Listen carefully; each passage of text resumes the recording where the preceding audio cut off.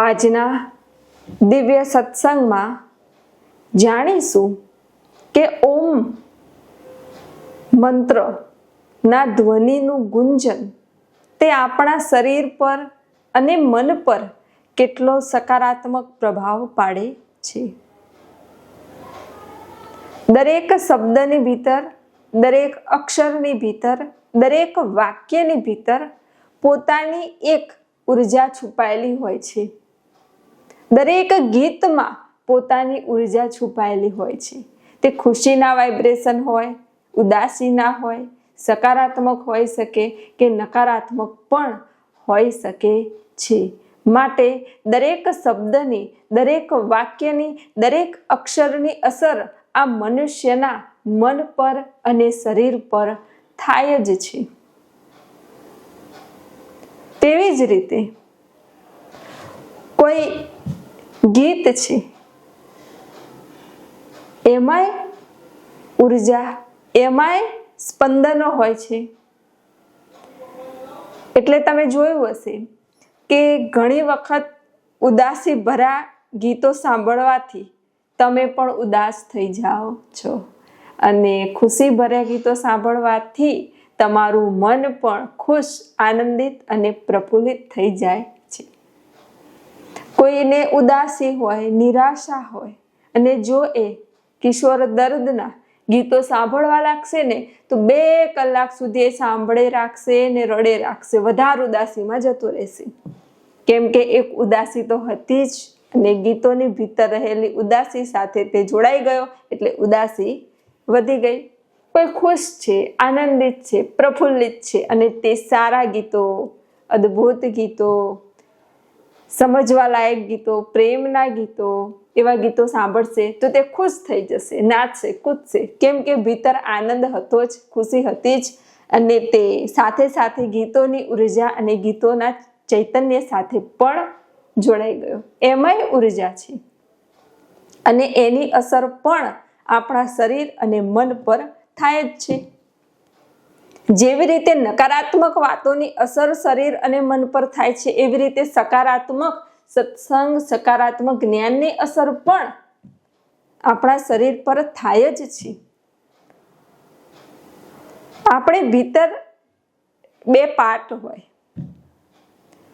એ 2 તંત્ર હોય જે અલગ અલગ સમય એક્ટિવ થતા હોય છે. એક તંત્ર છે જે લડો કે ભાગો એમાં એક્ટિવ થતું હોય અને એક તંત્ર છે જે શાંતિમાં, પચાવવામાં અને આરામમાં એ સમયે એક્ટિવ થતું હોય. અને જ્યારે એક લડો કે ભાગો વાળો એક્ટિવ થાય ત્યારે અમુક ફેરફાર શરીરમાં થતા હોય છે. જેમ કે તમે કોઈ ચોરી કરી, ચોરી કરતા કરતા પકડાઈ ગયા એટલે કેવી સિચ્યુએશન થઈ જાય? લડો કે ભાગો. ત્યારે એ સિમ્પેથેટિક ચેતાતંત્ર તમારું એક્ટિવ હોય. ડર, બીક, ત્યારે ધબકારા વધી જાય, બ્લડ પ્રેશર વધી જાય.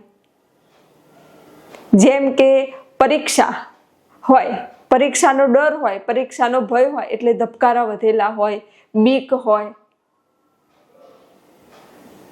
ત્યારે આ 1 નંબરનું ચેતાતંત્ર એક્ટિવ થઈ જાય છે અને એ બધાની અસર પાચન તંત્ર પર થાય જ છે.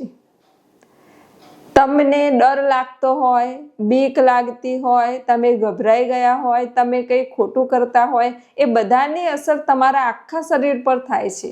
તમારા ફેફસા પર, તમારી કિડની પર, તમારા લીવર પર, તમારા જઠર પર, બધા પર એની અસર થાય જ છે.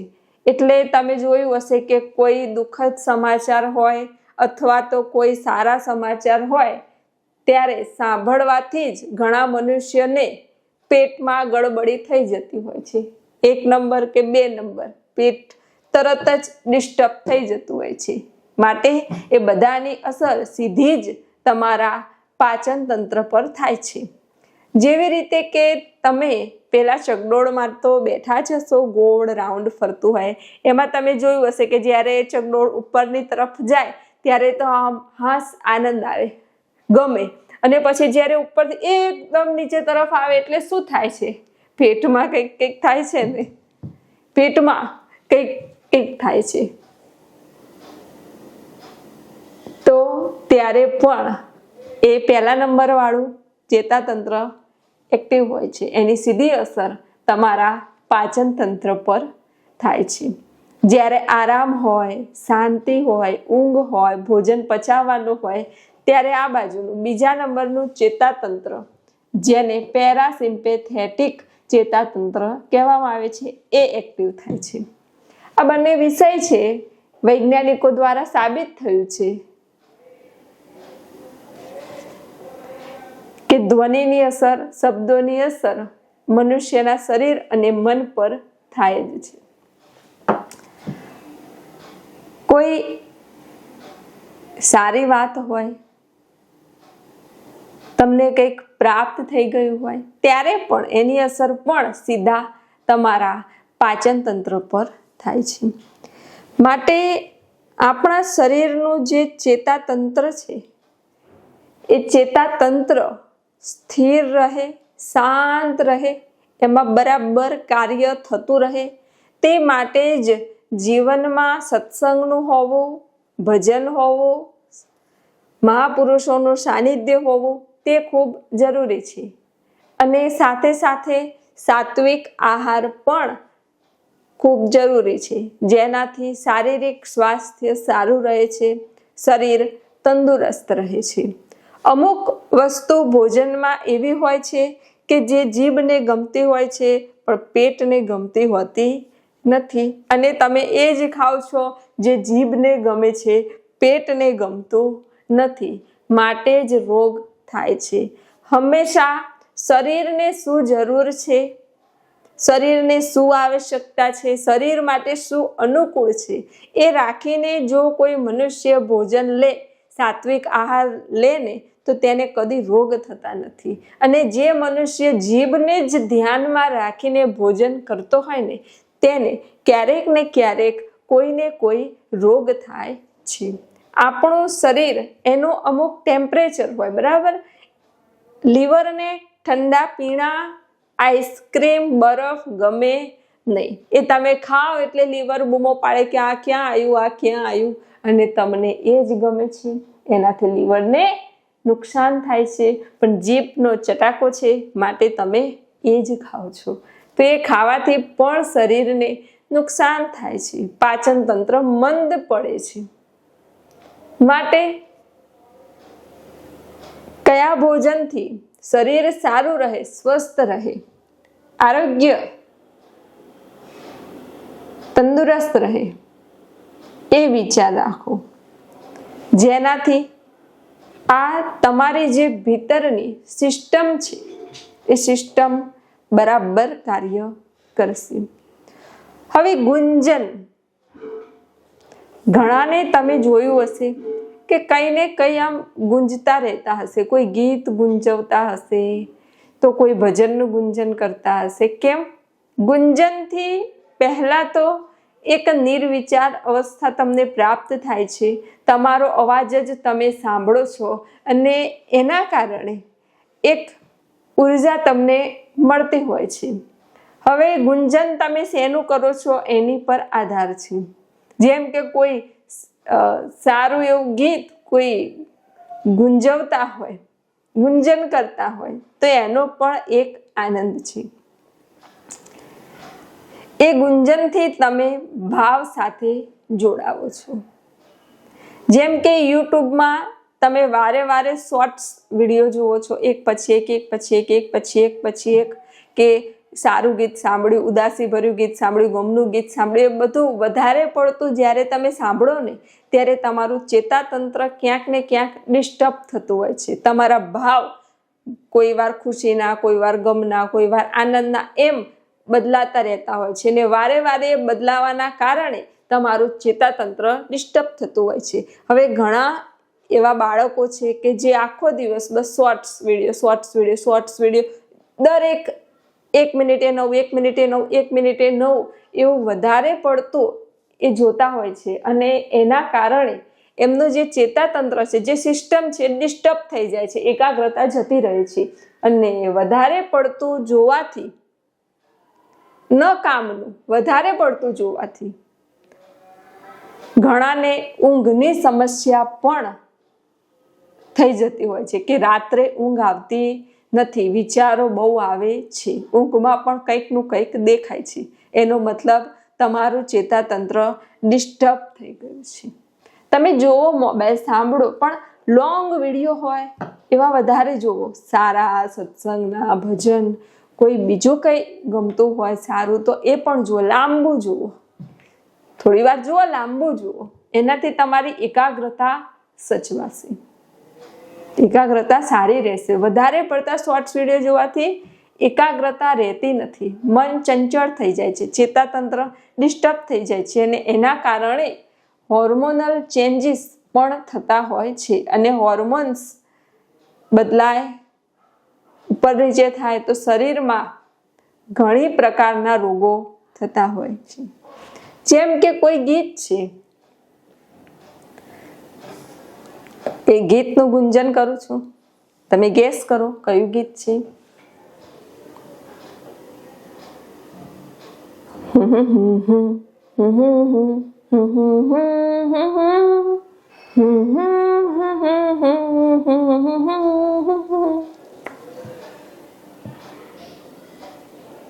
तेरा मुझसे है पहले का नाता कोई, આ ગીત છે.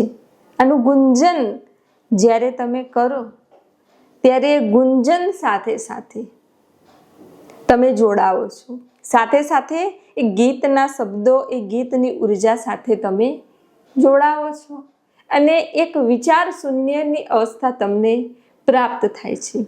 પણ ઘણી વખત કોઈ ગીત સકારાત્મક છે, કોઈ નકારાત્મક છે, કોઈ ઉદાસી ભર્યું છે, જેને લખ્યું છે એને એની સ્થિતિ પ્રમાણે લખ્યું છે અને તમે જ્યારે એ ગીત સાથે જોડાઓ ત્યારે એની સ્થિતિ સાથે જોડાઈ જાઓ છો. અને વધારે પડતું આવું જોડાણ અલગ અલગ રાખવાથી ચેતાતંત્ર ડિસ્ટર્બ થતું હોય છે. પણ જો તમે દરરોજ સવારમાં બ્રહ્મ મુહૂર્તમાં જાગીને ઓમનું ગુંજન આવી રીતે કરો,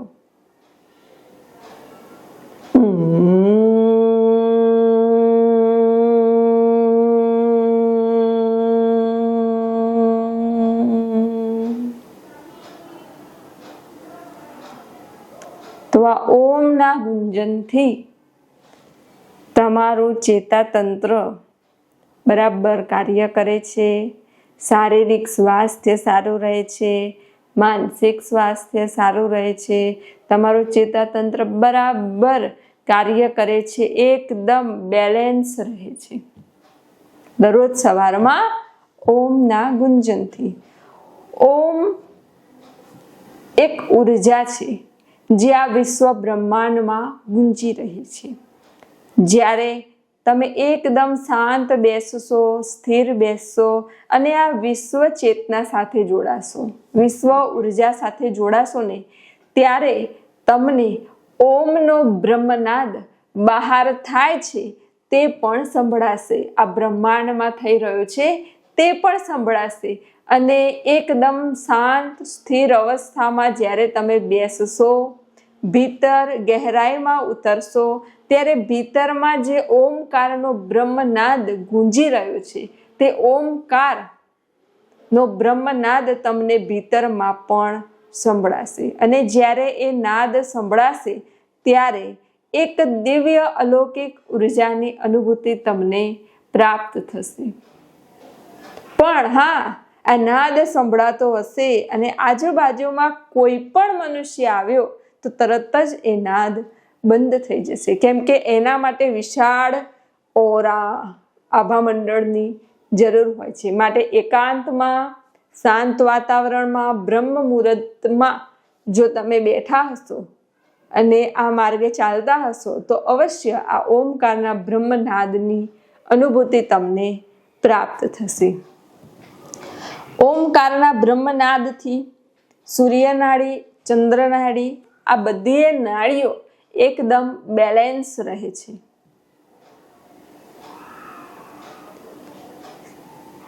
ઓમકારના બ્રહ્મનાદની અસર આપણા શરીરમાં રહેલા જળ પર, પાણી પર થાય છે. સકારાત્મક ઉર્જા વાઇબ્રેશન મળે છે, જેના કારણે જે સેલ મરી ગયા છે, ઓછા થઈ ગયા છે, એ પણ જીવિત થઈ જાય છે, પ્રગટ થઈ જાય છે. અને જ્યાં રોગ હોય, ઘણી વખતે રોગ પર પણ અસર થતી હોય છે. ઓમકારના ગુંજનથી મગજ શાંત રહે છે, આંખોને શાંતિ મળે છે, હૃદયને શાંતિ મળે છે, ફેફસા શાંત થાય છે, લીવર પર તેની ખૂબ સારી અસર થાય છે, પાચન તંત્ર તમારું સારું રહે છે, જેના કારણે તમારું સ્વાસ્થ્ય એકદમ સરસ રહે છે. કેમ કે ઋષિ મુનિઓ પહેલાના સમયમાં જે શોધ કરી ગયા તે અલૌકિક અને દિવ્ય શોધ કરીને ગયા છે. એનો પાર પામી શકાય નહીં. કેટલા ભીતર ઉતર્યા હશે, કેટલું ભીતર જોયું હશે, ત્યારે એક સાર કાઢીને આપણને આપ્યું છે. અને જો આવા ઋષિમુનિઓ મહાપુરુષોનું એક વાક્ય પણ આપણા જીવનમાં ઉતરી જાય ને, તો ખરેખર આપણું જીવન સાર્થક થઈ જાય, આપણું જીવન દિવ્ય બની જાય. એટલું આ અલૌકિક અને દિવ્ય જ્ઞાન છે. જો કોઈ બાળકોને યાદ ન રહેતું હોય, વાંચવામાં મન ના લાગતું હોય, ભણવામાં મન ન લાગતું હોય, તો તે પણ સવારે જાગીને ઓમનું ગુંજન કરે તો યાદ શક્તિ પણ વધે છે, વાંચેલું યાદ રહે છે અને જીવનમાં દરેક કાર્યમાં સફળતા મળે છે. માટે વાણી એ જ મુક્તિ છે. વાણીથી જ તમે મુક્ત થઈ શકો. જેવા શબ્દો તમે બોલશો એવી ઉર્જા સાથે તમે જોડાશો. જેવું તમે સાંભળશો એ ઉર્જા સાથે તમે જોડાશો. જો તમે આખો દિવસ નકારાત્મક જ સાંભળશો તો તમે નકારાત્મક ઉર્જા સાથે જોડાઈ જશો. પછી તમે સકારાત્મક માર્ગે જવા પ્રયત્ન કરશો ને તોય નહીં જઈ શકો. અને આખો દિવસ જો તમે સારું સકારાત્મક સાંભળશો, સકારાત્મક જોશો, સકારાત્મક વાંચશો ને તો તમે સકારાત્મક ઉર્જા સાથે જોડાશો અને એ સકારાત્મક ઉર્જા તમને સકારાત્મક માર્ગે જ લઈ જશે. અત્યારે મોટા ભાગે નકારાત્મકતા એટલી બધી ફેલાઈ ગઈ છે, એટલી બધી વધી ગઈ છે કે એની વાત થાય એમ નથી. કોઈ નકારાત્મક વાત હોય એને ફેલાતા વાર લાગે? જરાય ન લાગે. પણ સકારાત્મક હોય તો, સારી હોય તો, ઉર્જાયુક્ત હોય તો, કલ્યાણકારી હોય તો એનો પ્રકાશ થતા, એને આગળ જતા, એને આગળ વધતા વાર લાગે. નકારાત્મકને કઈ વાર લાગે નહીં. સારું હોય એને આગળ જતા વાર લાગે. જે નકારાત્મક છે એને કેમ વાર નથી લાગતી? કેમ કે જોવાવાળા એટલા બધા નકારાત્મક થઈ ગયા છે, જોવાવાળાના વિચારો એટલા નેગેટિવ થઈ ગયા છે કે એવો કોઈ નેગેટિવ વિડીયો હોય ને એ તમે જોજો તો મિલિયન્સમાં એટલા બધા વ્યૂ હોય નેગેટિવ. અને કોઈ સારો વિડીયો હોય, સત્સંગનો હોય, કે જાણવા જેવો હોય, જીવનમાં ઉતારવા જેવો હોય, એ સાંભળી તમારું જીવન સાર્થક થતું હોય એવો કોઈ વિડીયો હશે ને તો માંડ થોડા જણાએ સાંભળ્યું હશે. કેમ કે એવા સકારાત્મક ઉર્જાવાન એવા મનુષ્ય જ બહુ ઓછા છે, એની સંખ્યા જ બહુ ઓછી છે. માટે હવે તમે જ વિચાર કરો કે કોઈ મનુષ્ય અડધો કલાક એમને એમ જોશે, શોર્ટ્સ વિડીયો જોશે, ના જોશે, તે જોશે, એનાથી કંઈ મળવાનું નથી. પણ એક આદત પડી ગઈ, કંઈ જ્ઞાન મળવાનું નથી, કંઈ સમજણ નહીં, કંઈ શીખવાનું નથી, કશું નહીં, બસ એમને એમ જોઈ રાખશે અને અડધો 1 કલાક તો એમ જ જતો રહેશે, એને ખબર નહીં હોય. પણ જો એને બેસાડી હોય કે તું અડધો કલાક તને જે ગમે એ સત્સંગ સાંભળ, તો એ સાંભળશે ના, કે એમાં કંટાળો આવે. કેમ? હજુ પ્રીતિ જ નથી પરમાત્મામાં, આ માર્ગે આવવું જ નથી, આ માર્ગે જવું જ નથી, ચડવું જ નથી, ચાલવું જ નથી, પછી ક્યાંથી વાત રહી? પહેલા તમારામાં પ્યાસ તો હોવી જોઈએ. જેને પ્યાસ હશે તે તો ગમે તે રીતે ચડશે, ગમે તે રીતે પહોંચશે, ગમે તે રીતે પરાકાષ્ઠાએ પહોંચી જ જશે. પણ જેને પ્યાસ નથી અને તમે પાણી પીવડાવ્યો તો શું ફરક પડવાનો? હવે એવું છે, પ્યાસી હશે એ તો તરત જ ગ્રહણ કરી લેશે, તરત જાગી જશે, એને કંઈ વાર નહીં લાગે. પણ જેને લગ્ન જ નથી, જાગવું જ નથી, એને તો પછી ગમે તે તમે કહો તો પણ એ જાગશે નહીં. માટે જાગો, જીવનમાં પ્યાસ જગાવો કે આ મનુષ્ય જન્મ શું છે, હું કયું કાર્ય કરું કે આ મનુષ્ય જન્મ મારો સાર્થક થાય, કેવી રીતે સાર્થક થાય, કેવી રીતે આ જન્મ મારો સફળ થાય. નહીં તો મૃત્યુ તો નિશ્ચિત છે અને નજીક જ છે, કંઈ બહુ દૂર નથી. ઘણા મનુષ્યોને તમે કહેતા સાંભળ્યું જ હશે કે 50 વર્ષ જતા રહ્યા, ખબર જ ન પડી, તો મૃત્યુ આવી જશે, ખબર નહીં પડે. એના પહેલા જાગી જાઓ. આ જીવન શું છે જોઈ લો, સુખ શું છે જોઈ લો, આનંદ શું છે જોઈ લો. તમારા શરીરને ઓળખો. જો તમે તમારા શરીરને જ ઓળખ્યું નથી એટલે તો રોગ થાય છે. શરીરને ઓળખે અને રોગ જ ન થાય. તમારા મનને ઓળખો. જો મનને ઓળખ્યું નથી એટલે મન આમ તેમ ભાગ્યા કરે છે. જો મનને ઓળખી લો તો મન સ્થિર થઈ શાંતિથી બેસી જાય. ચિત્તને ઓળખો, બુદ્ધિને ઓળખો, ઇન્દ્રિયોને ઓળખો, આત્માને ઓળખો. આ બધાને ઓળખવાના છે, આ બધાને જાણવાના છે, આ બધાની અનુભૂતિ કરવાની છે. ત્યારે તમને કંઈક થોડું પ્રાપ્ત થશે. નહીં તો આ રીતે જીવન તો બધા જીવી જ રહ્યા છે, એનાથી કંઈ પ્રાપ્ત થવાનું નથી. માટે બ્રહ્મ મુહૂર્તમાં જાગી ઓમનું ગુંજન અવશ્ય કરો. થોડી વાર બેસો, પછી આપણો જે મહામંત્ર છે ઓમ પરમાત્મા, ઓમ પરમાત્મા, ઓમ પરમાત્મા, ઓમ પરમાત્મા, ઓમ પરમાત્મા, ખાલી આ મહામંત્ર બોલો. તમને એટલી સકારાત્મક ઉર્જા મળશે, એટલા સકારાત્મક વાઇબ્રેશન મળશે અને અશક્ય કાર્ય પણ શક્ય થઈ જશે. કાર્યોમાં સફળતા મળવા લાગશે. આ એટલો મહાન મહામંત્ર છે, કેમ કે આ મંત્રથી તમે એક સકારાત્મક ઉર્જા સાથે, વિશ્વ ચૈતન્ય સાથે જોડાઓ છો. ઘણાના એવા અનુભવ છે કે આ કાર્ય થતું ન હતું, રૂકાવટ હતી, પણ અમે ઓમ 5 મિનિટ 10 મિનિટ બેઠા, ઓમ પરમાત્મા, ઓમ પરમાત્મા, ઓમ પરમાત્મા, ઓમ પરમાત્મા બોલ્યા, અમારું કાર્ય થઈ ગયું. કોઈએ કીધું કે પરીક્ષા આપવા જતા હતા, કંઈ યાદ આવતું ન હતું, પણ 2 મિનિટ બેઠા, ભીતર ઉતર્યા અને ઓમ પરમાત્મા, ઓમ પરમાત્મા, ઓમ પરમાત્મા, ઓમ પરમાત્મા બોલ્યા.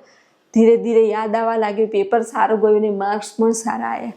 ઘણા છે કે ઇન્ટરવ્યૂ માટે ગયા અને થોડી ગભરાટ હતી, ડર હતો કે પાસ થઈશું કે નહીં. શાંતિથી બેઠા, ઓમ પરમાત્મા, ઓમ પરમાત્મા, ઓમ પરમાત્મા, ઓમ પરમાત્મા, ઓમ પરમાત્મા બોલ્યા, પાસ થઈ ગયા, નીકળી ગયા.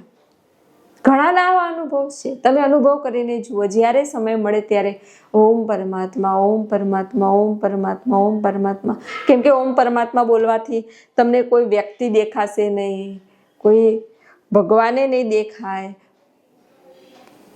કોઈ કશું જ દેખાશે નહીં. તમે સીધા નિરાકાર ચૈતન્યમાં લીન થઈ જશો, સીધા નિરાકારમાં ભળી જશો, સીધા જ સકારાત્મક ઉર્જા, સકારાત્મક ચૈતન્ય સાથે એક થઈ જશો. અને એક થવાથી જે પણ સમસ્યાઓ છે, જે પણ નકારાત્મકતા હશે, દૂર થઈ જશે અને તમને પ્રગતિ મળશે. તમારા દરેક કાર્યમાં, દરેક ક્ષેત્રમાં પ્રગતિ થશે. માટે સત્સંગ ધ્યાનથી સાંભળો, હૃદયમાં ઉતારો, જેથી આપ સર્વનું કલ્યાણ થાય. આપ સર્વના હૃદયમાં બિરાજમાન પરમાત્માને પ્રણામ.